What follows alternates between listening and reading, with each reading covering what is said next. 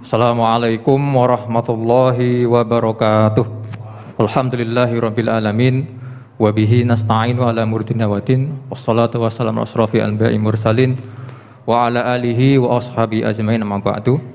Yang terhormat Bapak Ketua Badan Wakaf Universitas Islam Indonesia dan jajaran, yang terhormat Kiai Haji Ahmad Bauddin Nur Salim, Rektor Universitas Islam Indonesia, Wakil Rektor jajarannya, para dekan dan wakil dekan di lingkungan Universitas Islam Indonesia, serta Bapak Ibu hadirin hadirat yang dirahmati oleh Allah Subhanahu wa taala. Alhamdulillah pada hari ini kita dipertemukan dalam momen yang sangat langka, yaitu bertemunya dua orang alim dalam satu forum, yaitu ngaji bareng sekaligus peluncuran pusat studi tafakuh tafsir Al-Quran dan Hadis Universitas Islam Indonesia. Perkenalkan, saya Fajar Fandi. Biasanya saya bertugas nata sendal Gus Bahak ketika beliau di UI. Sekarang saya dijadikan sebagai kepala pusat studi. Saya kira Pak Rektor memilih saya bukan jalur alim tapi jalur khidmah. Selain itu, saya masih ingat ketika pertama kali atau beberapa kali bertemu dengan Gus Bahak, pertama kali beliau menyebut saya dan teman-teman dengan wong bingung, gitu kan. Wong bingung itu orang-orang bingung, gitu kan. Kok bisa wong bingung dijadikan sebagai kepala pusat studi? Nah, makanya di sini saya kembalikan kepada ahlinya, yaitu guru saya sekaligus murabbi saya, yaitu Kiai Haji Ahmad Bauddin Nur Salim. Karena apa? Pusat studi ini sangat berat sekali hisabnya nanti di akhirat, gitu kan. Karena berkaitan dengan teks otoritatif dalam agama Islam, yaitu Al-Quran dan hadis, gitu kan. Kalau bukan orang yang kapabel, bukan orang yang mumpuni bisa mengartikan ayat dan hadis, maka akan bernilai kesesatan. Tadi Gus Bahak sempat berbisik kepada saya di mobil, jadi moderator jangan sesat, gitu kan. Makanya saya nanti tidak akan banyak berbicara karena beliau sudah mengultimatum saya untuk tidak sesat, gitu kan. Makanya saya kembalikan kepada beliau, saya hanya bagian nata sendal beliau. Soal nanti otoritatif teks Al-Quran dan hadis akan saya konsultasikan kepada beliau, ya kan? Karena beliau itu saya kira ulama ma'rufun fis sama ma'rufun fil ard, terkenal di langit dan terkenal di bumi. Selain itu, bahwa pertanggungjawaban pusat studi ini tidak hanya dengan rektor tapi dengan malaikat, gitu kan. Dengan rektor oke lah, mungkin saya bisa mengoptimalkan kinerja saya dengan Pak Rektor mungkin. Tapi dengan malaikat saya susah, tanpa ada orang dalam. Siapa lagi kalau bukan Gus Bahak? Saya kira malaikat kenal dengan Gus Bahak. Aman lah nanti kalau dihisap oleh malaikat, seperti itu. Jadi saya kembalikan lagi kepada guru saya berkaitan dengan kelanjutan pertanggungjawaban pusat studi ini, karena saya tadi tidak bisa menginterpretasi Al-Quran karena saya bukan ahlinya. Saya kembalikan kepada ahlinya, yaitu beliau sendiri, Kiai Haji Ahmad Bauddin Nur Salim. Kemudian karena di beberapa kesempatan Gus Bahak tidak mau diatur karena ngatur kiai itu dosa, jadi kan. Saya di sini tidak akan ngatur beliau. Walaupun ada tema, silahkan Gus Bahak mau ngendikan apapun terserah, tidak akan saya stop, tidak akan maju. Pokoknya beliau terserah. Meskipun panitia mengalokasikan waktu 45 menit, nah itu bisa dilanggar, monggo terserah nanti Gus Bahak. Gitu. Oke, berikutnya waktu saya berikan kepada beliau, monggo. Tidak perlu saya bacakan CV-nya karena sudah terkenal di langit dan di bumi. Monggo Gus Bahak.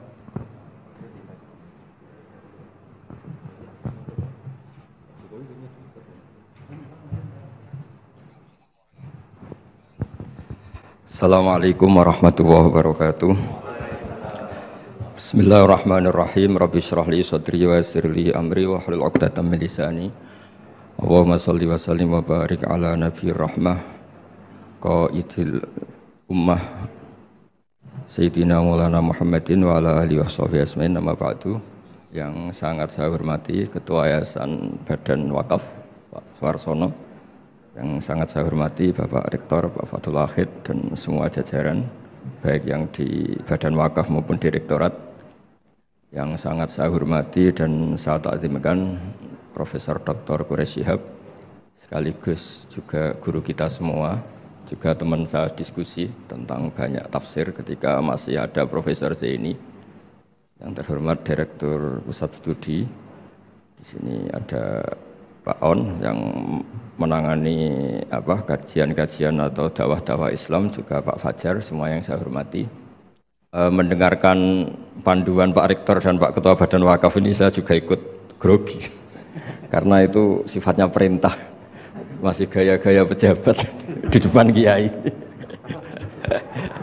Jadi saya jadi bingung.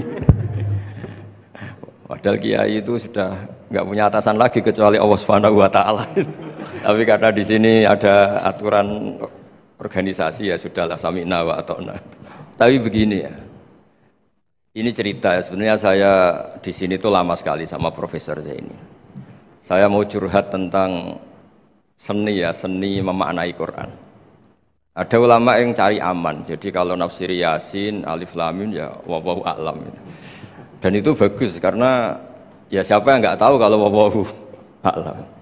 Ada yang nekat itu nebak-nebak, A itu apa, Lam itu apa, Mim itu apa. Ini ya tepak-tepakan, bisa dianggap klenik, bisa dianggap dukun, tapi dari sekian tafsir itu saya cenderung ngikuti teori umum bahwa andaikan Anda orang Indonesia, kalau mau menjelaskan anak-anak, ini saya beri penjelasan A sampai Z, ABCD gitu.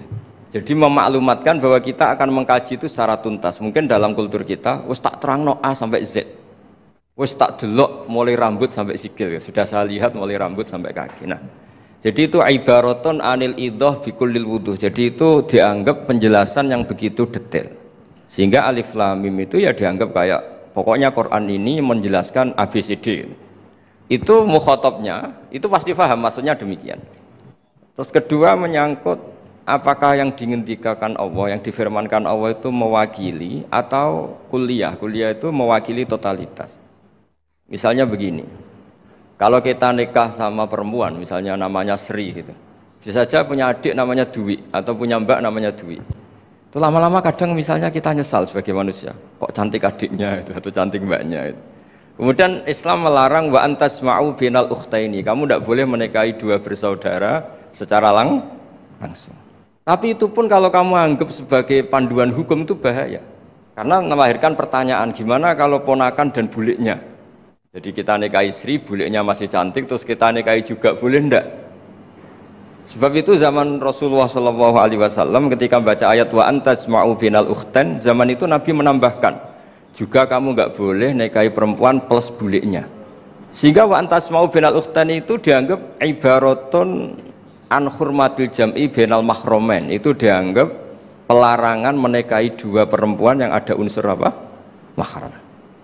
Lalu pertanyaannya, kenapa Allah hanya menyebut dua saudara? Karena yang potensi masih sama-sama cantik ini dua saudara. Jadi Allah tidak perlu melarang wa antasma'u bainal mar'ati wa jaddatiha. Karena kalau itu kan orang-orang agak-agak waras kan kira-kira gitu. Masa tertarik cucunya karena umur 17 juga tertarik mbahnya yang 80 tahun. Kira-kira tidak usah dilarang juga nggak kepikiran kan gitu. Tapi kalau saudara kan kepikiran.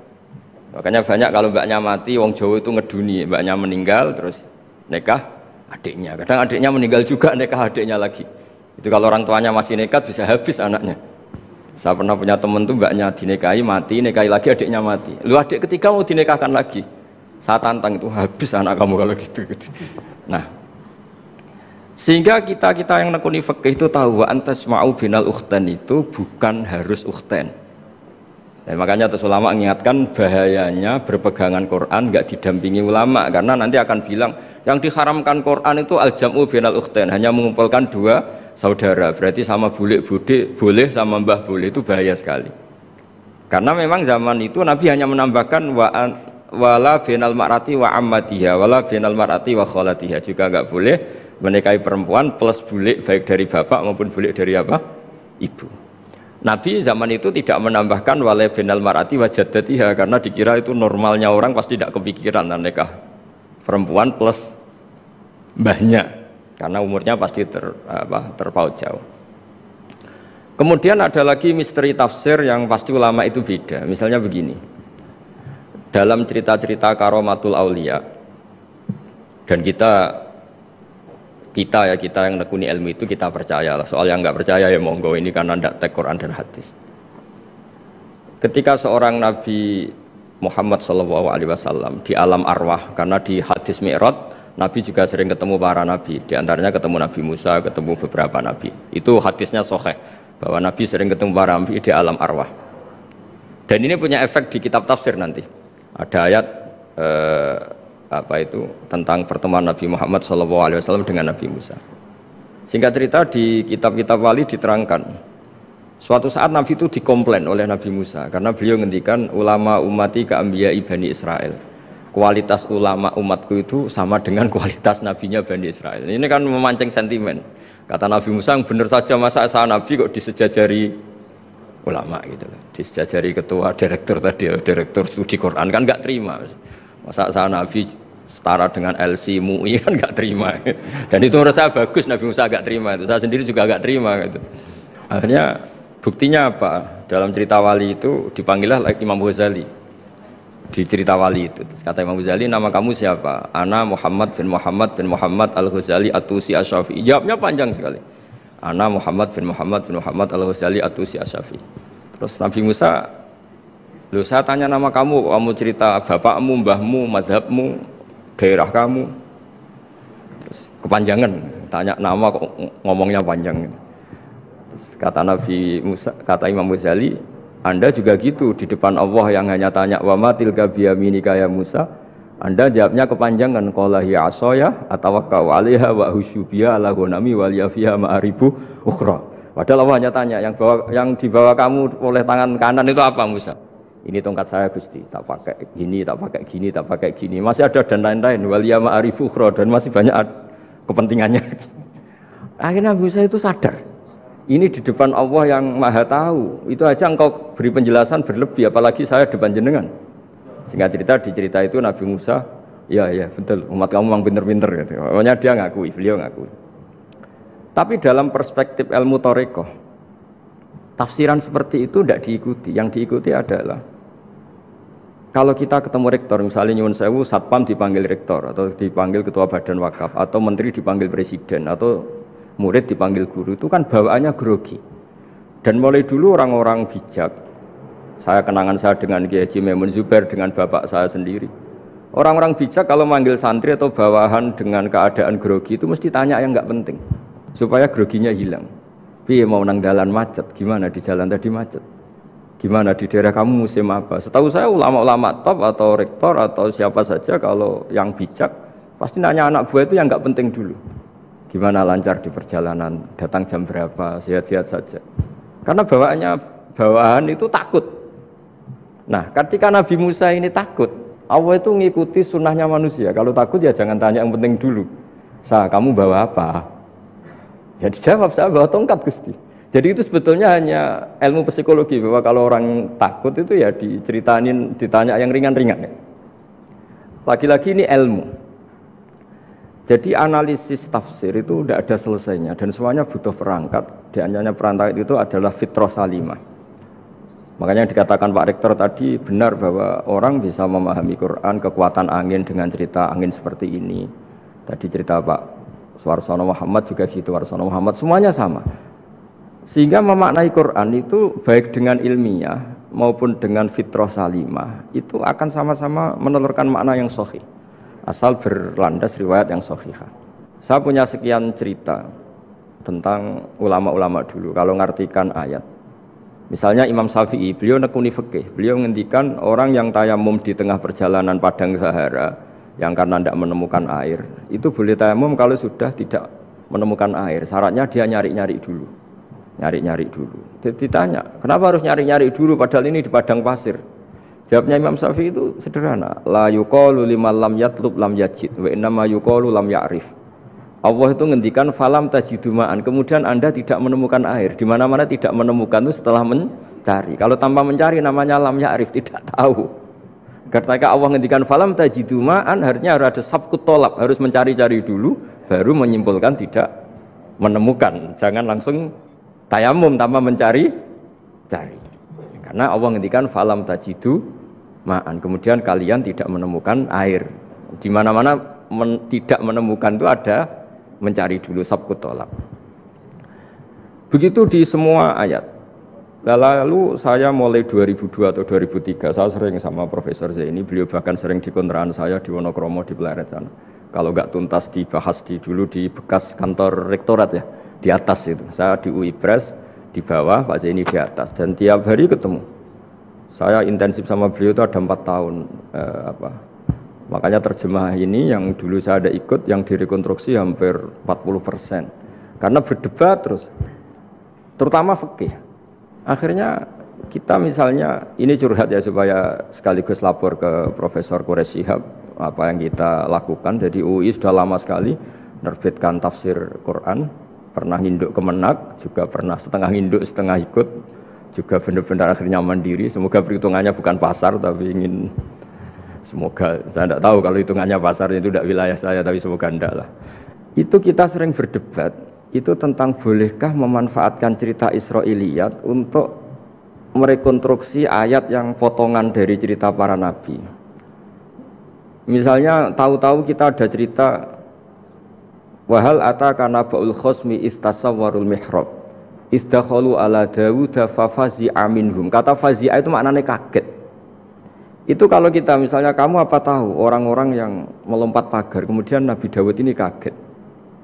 Itu cerita itu bisa terbentuk meskipun orang-orang banyaklah pakar-pakar tafsir yang anti Israiliyat. Tapi kita bisa maknai itu tuh kalau misalnya kata kaget. Kenapa kaget? Nabi Dawud itu seorang raja, bahkan orang barat nyebut King David. Beliau punya 7 lapis pengawalan, dan khusus kamar pribadinya itu tidak siapapun, tidak ada yang bisa masuk. Tapi tahu-tahu ada orang di situ. Makanya beliau kaget, fafazi aminhum. Qalu la takhaf. Para orang-orang ini bilang, atau kamu jangan kaget. Sudah, tidak usah mikir kagetnya, kata orang ini. Khosmani bakho ba'duna ala ba'din. Kita punya masalah sengketa dan Anda harus memutuskan sekarang. Singkat cerita, si orang ini cerita, orang atau malaikat itu cerita, ini saudara saya punya kambing 99. Saya punya 1 aja kok diminta. Menurut Anda gimana? Tolong putuskan yang benar. Abu Dawud langsung marah. Wah, kamu itu dolim betul. Sudah punya 99, minta yang 1. Kamu dolim betul. Ngawur betul kamu. Oke. Sudah, deal gitu, sudah, putus. Orang ini senyum-senyum santai terus hilang. Ternyata itu para malaikat. Terus wadonna Dawudu annama fatannahu fastaghfara rabbahu wa kharra raki'a wa anab. Di banyak cerita Israiliyat itu Nabi Dawud itu istrinya 99. Tapi kurang lengkap, kayak enggak ada yang seperti itu. Jadi walhasil di cerita itu ada Imra'atu Uria terkenalnya itu yang Nabi Dawud itu kepikiran menikahi itu. Singkat cerita akhirnya Uria ini meninggal, akhirnya dinikahi Nabi Dawud. Akhirnya beliau istighfar karena merasa salah. Saya masih ingat ngendikannya Profesor Zaini. Ketika tak tanya, kenapa sudah punya 99 masih ingin yang 1? Gak ada yang seperti itu. Jadi namanya bawaan rakus manusia itu tetap aja gak ada yang seperti itu. Nah pertanyaannya, bolehkah puzzle ini ya kita rangkai dengan cerita Israiliyat? Yang Israil ini bisa iya bisa enggak. Kata Nabi zaman Sugeng, la tusaddiquhum wa la tukadzibuhum. Kamu ya jangan bilang iya, jangan bohong karena dari cerita-cerita Israiliyat. Tapi jangan juga bilang takdzib, bilang mendustakan, jangan-jangan benar. Nah, kita yang nekuni tafsir itu bingungnya ya. Makanya saya tadi sebenarnya bilang Pak Fajar bingung itu kalimat madhin itu muji. Memang bagusnya orang ilmuwan itu bingung. Kalau ilmuwan PD itu udah ilmuwan namanya, orang nekat itu. Ilmuwan itu harus satu teori diuji dengan teori yang lain, diperbandingkan terus menyimpulkan saat ini saya memutuskan demikian. Tapi entah suatu saat itu khasnya ilmuwan karena dia harus mikir terus itu. Masih banyak yang seperti itu. Akhirnya ya kita nafsiri ya pokoknya kalau orang sudah punya 3 kok minta yang punya 1 ya rakus lah gitu aja sudah. Apa itu peristiwa perempuan, apa peristiwa harta, peristiwa jabatan. Jadi kalau sudah punya jabatan 1 kok ingin jabatan yang lainnya anggap saja rakus itu aja. Terus lalu itu simbol. Makanya ini terus pertanyaannya, ini apakah simbol ibaratun anman itoma, bahwa Allah enggak suka toma, atau memang itu fakta? Nah hal-hal seperti itu yang kita terus menekuni. Kemudian yang ketiga misalnya kita ini sebagai cucu yang kurang baik. Setiap kita pidato cerita dosanya Nabi Adam diusir dari apa? Surga. Dan saya itu orang yang insya Allah disayang Nabi Adam. Saya termasuk cucu yang baik. Di mana-mana saya cerita Nabi Adam itu keren meskipun diusir dari surga. Karena Nabi Adam itu diusir dari surga itu bukan karena dia kepencut sajaratil khuldi. Itu enggak. Jadi ceritanya gini. Kata Allah, Adam kamu boleh makan apa saja kecuali 1 pohon ini. Kamu jangan makan buahnya. Nabi Adam nurut. Nah, terus banyak kiai yang cerita gara-gara dirayu istrinya, terus akhirnya cerita wis jenenge wong lanang pengkampesane wong wedok, kata istrinya, Tuhan yang bener aja, masa semuanya boleh kok satu aja gak boleh. Cara lomo gak menisan gitu, cara Jawa itu ya kalau sudah semuanya boleh, yang lebih mewah pun boleh, kok ini satu gak boleh ini. Paling itu iseng maksudnya, sudahlah dicoba aja. Nah karena Nabi Adam itu merasa gak nyaman, ada yang diredaksikan fa'akala itu makan. Tapi kalau makan tidak juga karena nggak nekat, karena beliau merasa tidak nyaman. Makanya sebagian diredaksikan dzaqo itu ngicipi saja karena nggak nyaman. Sehingga lafadz akala dimaknani dzaqo juga dimaknani akala dalam konteks ini. Nah, tapi di tafsir Ibnu Katsir diterangkan kata kuncinya itu bukan di akala atau dzaqo, tapi waqa sama huma inni lakuma laminan nasihin. Jadi Nabi Adam itu ketemu iblis, setan. Terus iblis ini bilang, wallahi demi Allah, larangan itu sudah dicabut dan sekarang Anda boleh makan itu. Atau apalah sumpahnya iblis merayu itu. Ketika Allah tanya, ya Adam kenapa kamu makan sajaratul khuldi padahal sudah saya larang. Ini hebatnya Nabi Adam. Waqa sama huma. Wa izzatika ya Rabbi ma adzunnu anna ahadan yaklifu bika kadziban. Wa izzatika ya Rabbi ma adzunnu anna ahadan yaklifu bika kadziban. Misalnya saat kita punya teman yang biasa bohong dengan kita. Oke, biasa bohong kita tidak percaya. Tapi kalau teman itu bilang gini, kamu dipanggil rektor. Misalnya saat santri kamu dipanggil Mbah Maimun. Bawaannya orang takut karena bawahan tadi. Itu pasti tidak ngecek lagi. Meskipun yang cerita ini orang bohong, biasa bohong. Tapi ini dipanggil rektor, dipanggil ketua badan wakaf, ketua yayasan badan wakaf. Kan pikirannya tuh, waduh, mendingan coba-coba lah daripada bawaannya itu mesti tidak mikir langsung. Nah, ketika nama engkau disebut ya Allah, ketika nama engkau disebut, wallahi saya ini benar kata iblis. Saya tidak kepikiran wa izzatika ma adzunnu anna ahadan yahlifu bika kadziban. Saya tidak pernah mengira ada seseorang atau makhluk siapapun yang ketika menyebut engkau kemudian dia bohong. Mencatut nama presiden itu buat orang fasik kan ya takut, nyatut nama rektor buat orang nakal pun takut. Apalagi ini nyatut nama Allah. Ini Allah sudah bilang kamu boleh makan ini. Barokahnya jawaban itu sumastabahu rabbuhu fataba ali wahada. Nabi Adam saat itu juga jadi al-mujtaba, dia orang pilihan. Ini saya termasuk cucu yang baik karena meneruskan cerita sampai sempurna ini. Jadi mohon para kiai, para balik yang cerita Nabi Adam dosa itu mohon tobatlah, kasihan tuh mbah kita, anu ceritakan dosa nih. Dosa kalah mbek wong wedok semacam-macam lah, itu kasihan lah. Bacanya harus urut. Wa asa adamu rabbahu faghwa tapi tsumma jtabahu rabbuhu fataba alaihi wahda. Jadi lengkap lah, jangan cerita dosanya tok terus disimpulkan mbah kita aja dosa apalagi kita sudah salah ngambil dalil dipakai justifikasi gitu. Nah, hal-hal seperti ini tuh kita sering debat sama Pak Zaini ya, debat-debat ilmiah karena kita yang ada ayat potongan-potongan tadi itu tidak bisa merangkai kalau tanpa memanfaatkan dengan tanda kutip itu memanfaatkan kisah-kisah Israiliyah karena bawaannya ini panjang. Saya beri contoh lagi, qala bal sawatat lakum anfusukum, misalnya siapa bawaannya Nabi Ayub, Nabi Yusuf, Nabi Yakub. Nabi Yakub itu dirayu oleh anak-anaknya, sudahlah Yusuf itu kita ajak main. Singkat cerita walhasil karena mereka punya niat buruk, Nabi Yusuf itu dibuang di sumur. Kemudian mereka datang waja'u abahum isya ayyabkun. Qalu ya abana inna dhahabna nastabiqu wa tarakna Yusufa inda mata'ina fa akalahu dhi'ab. Ya kita ini main, Bah, tapi ketika di hutan kemudian Yusuf dimakan serigala. Dan mereka pura-pura nangis. Waja'u abahum isya ayyabkun, dia datang pura-pura nangis. Dan terus abahnya bilang, wah ini rekayasa kamu. Qala bal sawalat lakum anfusukum amro, pasti ini rekayasa kamu. Nah, kata rekayasa di sini itu kita mikir loh, kok ujuk-ujuk Nabi Yakub bilang rekayasa itu gimana? Tapi barokahnya konstruksi cerita-cerita tadi kita tahu. Yaitu tadi nggak ada kejahatan yang apa? Sempurna. Terus mereka kan latohu saubahu bidamin. Mereka itu melumuri bajunya Nabi Yusuf dengan apa? Darah, seakan-akan Nabi Yusuf itu dimakan apa? Serigala. Tapi dia lupa menyobek-nyobek baju tadi, makanya Nabi Yakub bilang, cek sopan serigala itu, ketika mau makan baju anak saya disuruh nyopot dulu gitu. Jadi peradabannya gitu. Nah, Di sini kata sawalat itu ada konstruksi yang kita mau tidak mau pakai cerita tadi karena wong dimakan serigala kok bajunya utuh. Cek beretikanya serigala itu. Mungkin kuliah di UI. Jadi, nah kita ini nekuni itu. Jadi apa ya? Nah terus, nah kita kan cari aman. Artinya cari aman itu kalau tafsir atau terjemah berdasar Israiliyat kita nanti dimarin orang banyak. Tapi tidak juga kita kadang-kadang mau tidak mau karena ada kata yang tersembunyi. Yang mau tidak mau utuhnya itu kalau memanfaatkan Israiliyat tadi. Nah, makanya Nabi ketika ditanya, ya Rasulullah bagaimana dengan cerita dari Bani Israel itu. Ya Nabi ngendikan la tusaddiquhum wa la tukadzibuhum. Ya kamu jangan bilang iya, ya jangan bilang tidak. Tapi setelah kita nekuni tafsir, ya nekuni apa itu mau tidak mau. Terus yang terakhir sebagai matur kita ke Profesor Dr. Quraisy Shihab, masalah fikih terutama yang mendesak.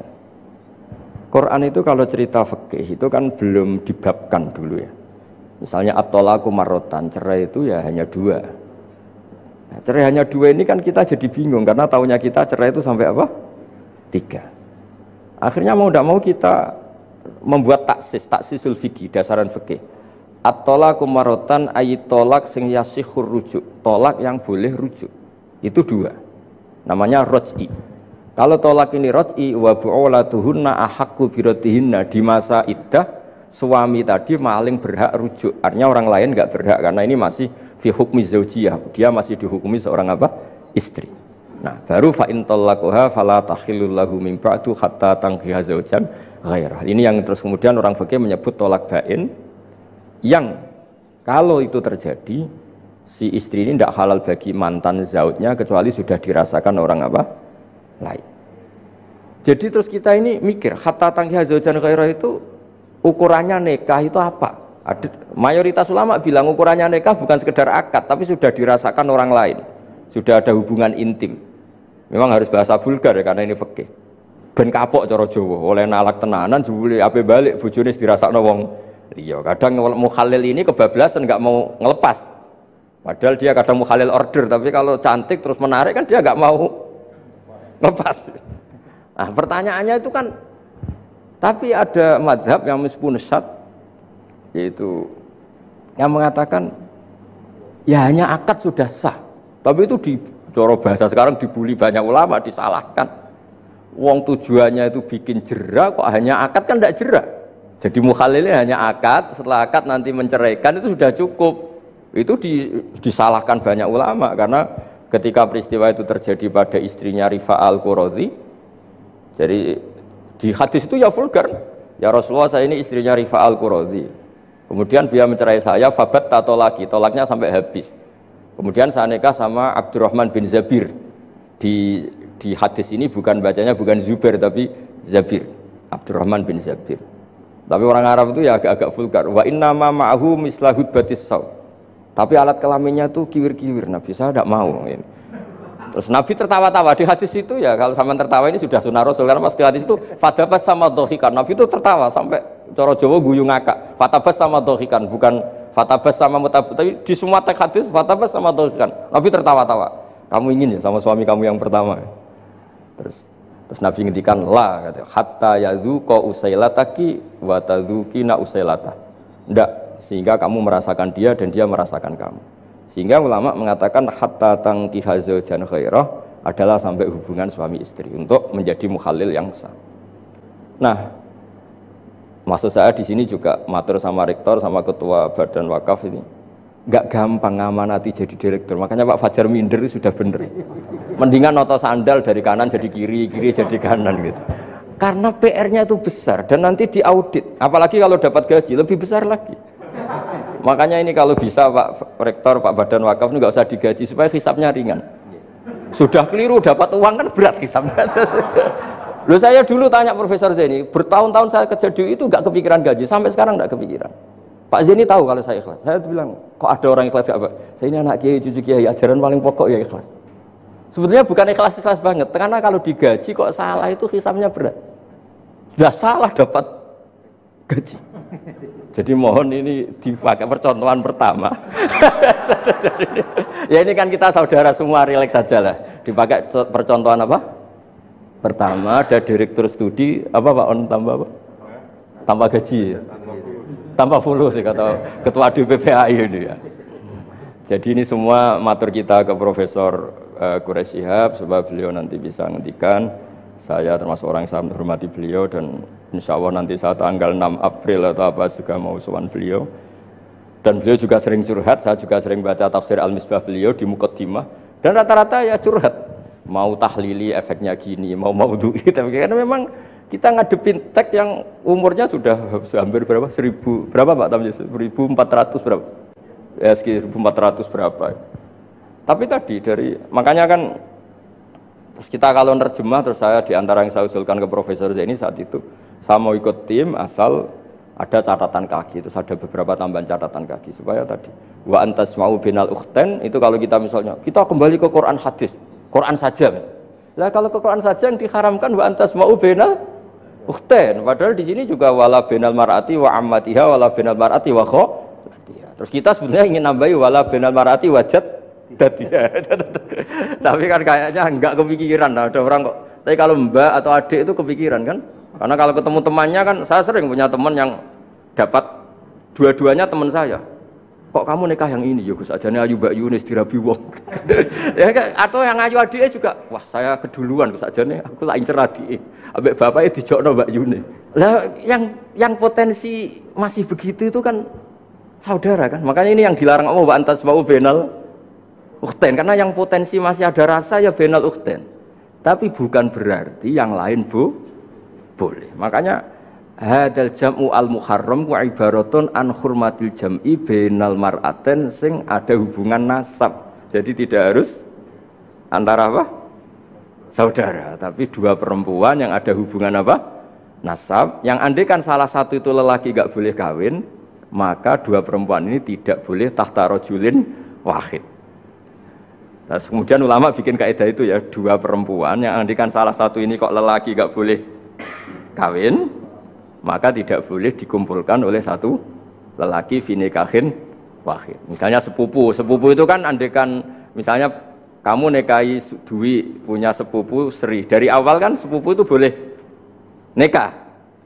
Maka andikan kamu poligami dengan cara seperti itu kan gak masalah. Yang masalah itu apa? Dua perempuan yang andekan salah satu itu lelaki nggak boleh apa nikah, berarti dua perempuan ini tidak boleh tahta rajulin wahid.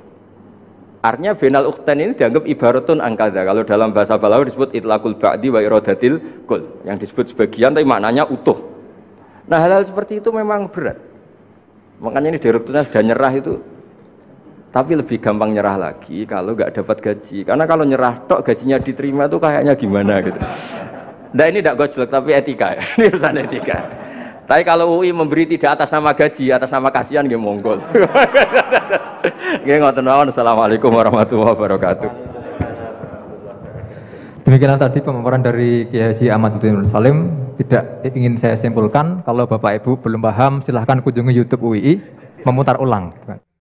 Oke teman-teman, jadi itulah reaction ngaji kita bersama dengan Kiai Haji Bahauddin Salim atau Gus Baha, yang mana kali ini Gus Baha ngaji dalam acara peresmian Pusat Studi Al-Quran dan Hadis atau Tafakuh Universitas Islam Indonesia Daerah Istimewa Yogyakarta atau DIY. Beberapa hal yang disampaikan oleh Gus Baha dalam ngaji kita kali ini, yang pertama adalah mengenai seni dalam memaknai Al-Quran.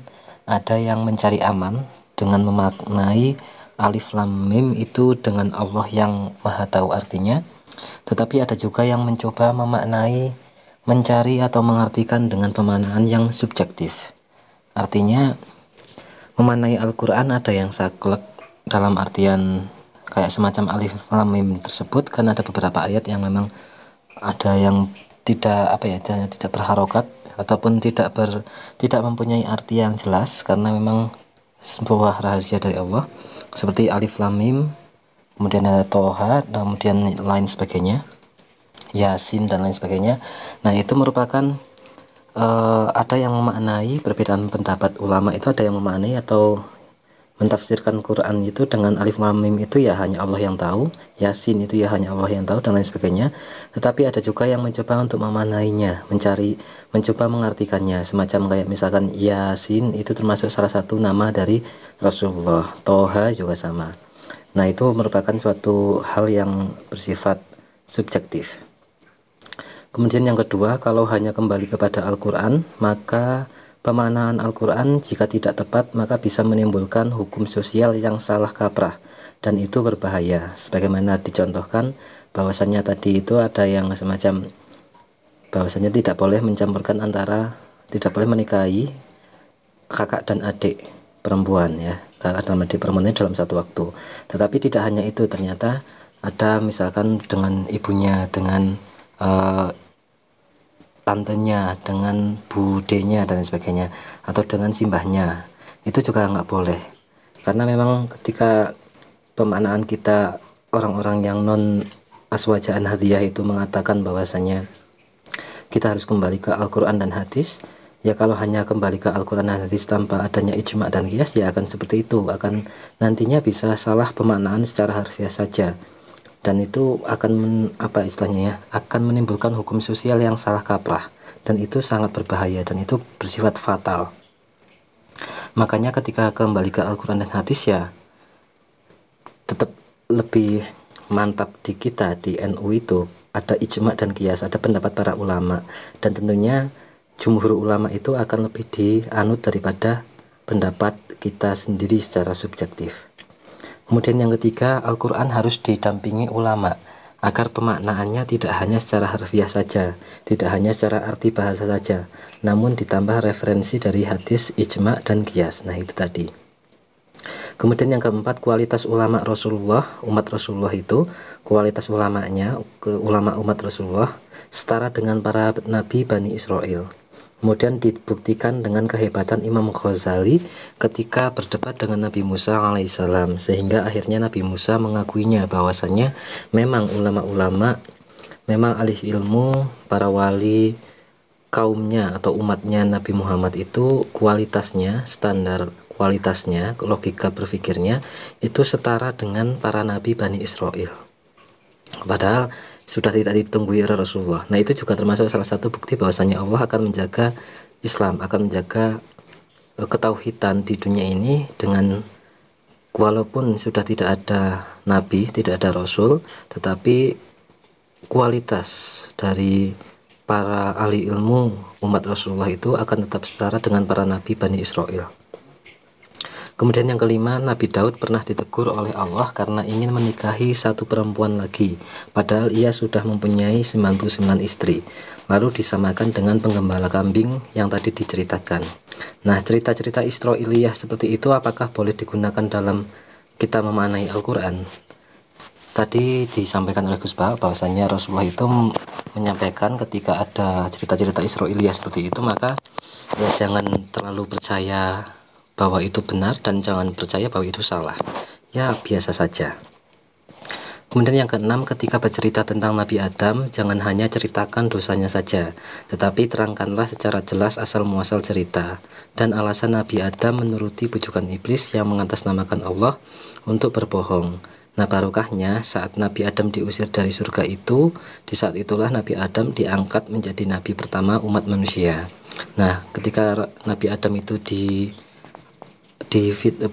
dibujuk, dirayu dan juga dijebak oleh iblis, ternyata karena iblis itu mengatasnamakan Allah, ya, jadi mencatut nama Allah, dan itu yang membuat pertimbangan Nabi Adam itu mau menuruti permintaan atau menuruti nasihat dari iblis, padahal itu sangat menjebak sekali. Dan itu ternyata karena apa? Karena iblis itu mencatut atau bersumpah demi Allah, bersumpah atas nama Allah. Maka hati-hati ketika ada orang yang bersumpah atas nama Allah dengan untuk menipu kita, ya jangan sampai ada seperti itu, karena orang yang bersumpah atas nama Allah dan itu untuk menipu, maka itu seperti halnya iblis.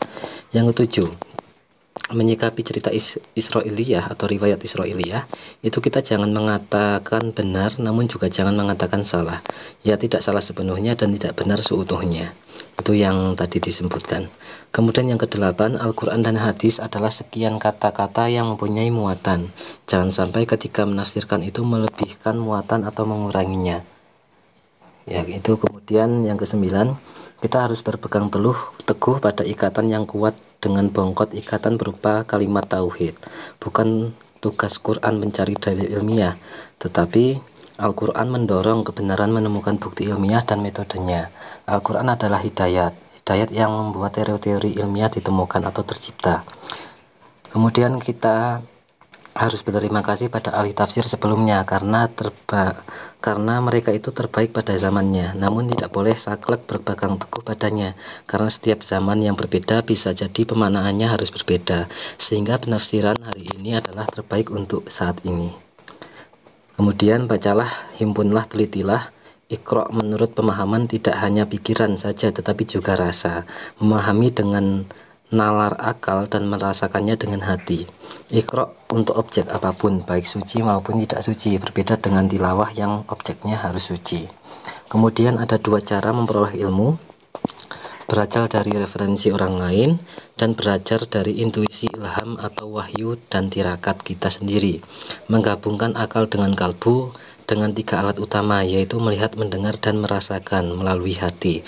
Al-Quran adalah hidangan dari Tuhan. Ya, maksudnya itu Al-Quran adalah sajian yang memang disajikan untuk kita menikmatinya, untuk kita memanfaatkannya, karena memang banyak petunjuk bahwasanya Al-Quran juga bersifat asyifa, menjadi sebuah penyembuh bagi jiwa-jiwa yang sakit, bagi jiwa-jiwa yang lara. Dan yang terakhir adalah perbedaan hadis dengan kata mutiara. Kata mutiara tokoh misalkan kayak seperti Aristoteles dan lain sebagainya adalah bahwa hadis itu sahih, jelas sumbernya dengan kriteria ketat dari para perawinya, bahwasanya ilmu harus bermanfaat untuk alam raya. Prioritas ilmu yang lebih bermanfaat untuk sosial itu lebih diutamakan daripada hanya bermanfaat untuk pribadi. Nah, itu sebenarnya sudah ada tambahan-tambahan yang mana tadi tidak dijelaskan oleh Gus Bah, tetapi dijelaskan oleh Profesor Quraish Shihab, karena sebenarnya ini adalah ngaji yang bareng dengan Profesor Quraish Shihab, tapi kita sajikan untuk yang Gus Bahaknya saja, karena beberapa di video sebelumnya sudah ada yang bersama dengan Profesor Quraish Shihab juga. Itu teman-teman tentang reaction ngaji kita bersama dengan Kiai Haji Bahaudin Nursalim atau Gus Bahak, yang mana kali ini Gus Bahak memang membuka ataupun meresmikan pusat studi tafakuh yang ada di UI Universitas Islam Indonesia Yogyakarta. Dan teman-teman, semoga ini menjadi amal ibadah Gus Bah yang bermanfaat, amal ibadah Gus Bah yang berkah dan berkah untuk kita semua, menjadi ilmu yang manfaat dunia akhirat, dan menjadikan kita sebagai penerima ilmu yang mampu istiqomah untuk terus-menerus ngaji bersama dengan Gus Bah. Semoga Gus Bah senantiasa sehat, panjang umur, dan senantiasa bisa diberikan kesempatan untuk terus-menerus memberikan keilmuannya kepada kita semua. Terima kasih teman-teman, mohon maaf jika banyak kesalahan. Silahkan teman-teman jika ada masukan tuliskan di kolom komentar. Oke teman-teman, terima kasih. Assalamualaikum warahmatullahi wabarakatuh.